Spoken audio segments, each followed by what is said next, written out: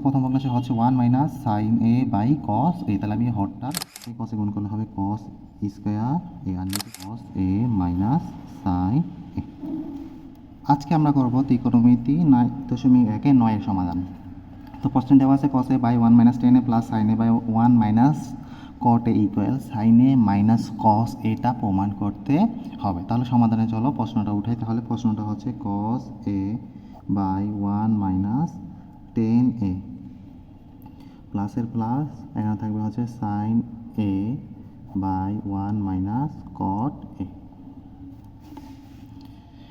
তাহলে সমান, তাহলে আমরা উপরে কস এ যেভাবে আছে ওইভাবে রেখে দেবো, নিচে 1 মাইনাস সাইন টেন এটাকে লিখবো হচ্ছে সাইন এ বাই কস এ প্লাসে প্লাস সাইন এ উপরেরটা যেভাবে আছে ওইভাবে রেখে দেবো। আর আমরা কটকে লিখবো হচ্ছে কস এ বাই সাইন এ। ঠিক আছে, এবার এই হর কোনটা? হর বলো তো। এখানে হর হচ্ছে প্রথম ভগ্নাংশে হচ্ছে 1 minus sine A by cos A. তাহলে আমি এই হরটার আবার লসাগু নির্ণয় করবো। তাহলে উপরে যে লবটা আছে কস এ, এটা যেভাবে আছে ওইভাবেই রেখে দিব। তাহলে এইটার যদি আমি লসাগু করি তাহলে লসাগু হবে হচ্ছে কস এ। আর আমরা লসাগু করলে জানি হরের সাথে বা লবের সাথে গুণ করলে এখানে হবে কস এ। আর কস দ্বারা কসকে ভাগ করলে হবে 1, 1 দ্বারা সাইনকে গুণ করলে কী হবে? সাইন এ হবে। যেহেতু এখানে একটা মাইনাস আছে তাহলে এই মাইনাসে মাইনাস, আর এখানে থাকবে হচ্ছে সাইন এ প্লাসে প্লাস। এখানেও সেম, এখানে আমরা লসাগু করবো কি? লসাগু হচ্ছে সাইন এ হরের সাথে বা লবের সাথে গুণ করলে এখানে থাকবে হচ্ছে সাইন এ মাইনাস কস এ, আর এখানে থাকবে হচ্ছে তোমার সাইন এ। ঠিক আছে, এখন কি করব? এই হরটাকে আমি সাইডে নিয়ে আসবো। তাহলে কসটা কী হবে? সাইডে চলে যাবে, আর এটা সাইডে গেলে কসটা যাবে উপরে, কস এ মাইনাস সাইন এ আসবে হচ্ছে নিচে। তাহলে কস এ ইন্টু উপরে যাবে হচ্ছে কস এ, নিচে যাবে হচ্ছে কস এ মাইনাস সাইন এ। ঠিক আছে, প্লাসে প্লাস উপরে থাকবে কি? সাইডে থাকবে হচ্ছে সাইন এ ইন্টু সাইন এ যাবে উপরে, আর সাইন এ মাইনাস কস এ আসবে হচ্ছে নিচে, অর্থাৎ সাইন এ মাইনাস কস এটা আসবে হচ্ছে নিচে। তাহলে আমরা যদি কি করি, এই কস এ দ্বারা এই ভগ্নাংশটা গুণ করি, তাহলে উপরে যেটা আছে, উপরে কি আছে? কস এটাকে গুণ করতে হবে। তাহলে কস এ গুণ করলে হবে কস স্কোয়ার এ, আর নিচে থাকবে কি? নিচে থাকবে হচ্ছে cos A minus sine A প্লাসে প্লাস। তাহলে এই সাইন দ্বারা এই সাইনকে গুণ করলে কি হবে? সাইন স্কোয়ার এ, আর নিচে থাকবে কি? Sign A minus cos A.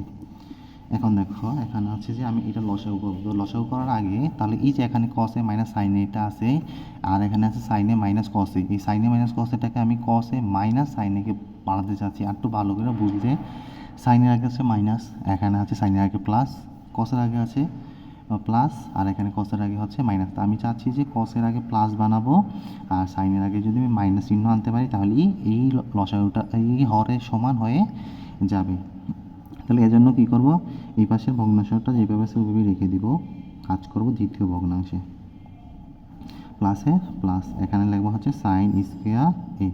তাহলে আমি কী করতে পারি? যদি আমি একটা মাইনাস আনি তাহলে মাইনাস দ্বারা সাইনকে গুণ করলে হবে প্লাস, আর মাইনাস কসকে গুণ করলে হবে প্লাস কস এ, আর হবে মাইনাস সাইন এ।